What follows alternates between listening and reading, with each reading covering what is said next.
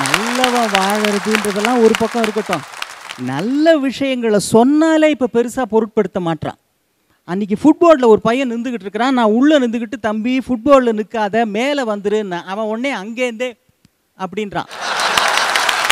கிளாஸில் வாத்தியார் பாடம் நடத்திக்கிட்டே இருக்கிறார் நடுவர் அவர்களே, ஒரு பையன் தூங்கிட்டான், இவர் கோவம் தாங்கலை, நான் பாடம் நடத்துகிறப்ப நீ தூங்கிட்டு இருக்கேன், உனக்கு என்ன தண்டனை தருதுன்னு, அந்த பாடத்தை மறுபடியும் நடத்துறீங்க சார்ன்றான்.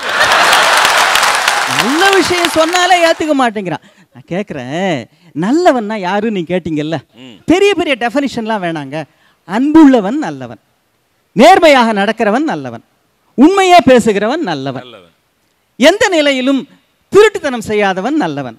நீங்க அன்போடு இருந்தால் 100% அந்த அன்பு முழுமையாக வீட்டிலேயே எடுபடுவதில்லை. நான் ஒரு உதாரணம் சொல்லிட்டேங்களா, இப்போ அக்காவை கொடுத்த இடம் ஒரு சுமாரான இடங்க, அவங்க கஷ்டத்தில் இருக்கிறாங்கன்னு நீங்கள் மாதம் ஒரு 5000 ரூபா அவங்க குடும்பத்துக்கு கொடுத்து உதவி செய்கிறீங்கன்னு வச்சுங்க, வீட்டுக்கு தெரிஞ்சால் என்ன ஆகும்?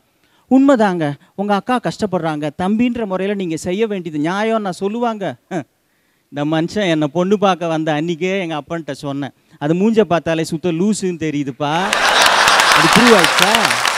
அன்பு வீட்டிலேயே அடிபட்டு போகிறதுன்றப்போ இது எவ்வளவு நாளைக்கு ஒரு நல்லவன் அன்போடு தொடர்ந்து சகோதரிகளுக்கு உதவி செய்ய முடியும்? அங்கேயே அடிபட்டு போச்சா?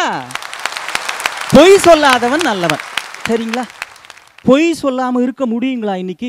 நான் அதுக்காக எல்லாரும் புழுகனா மாறுங்கன்னு சொல்ல வரல.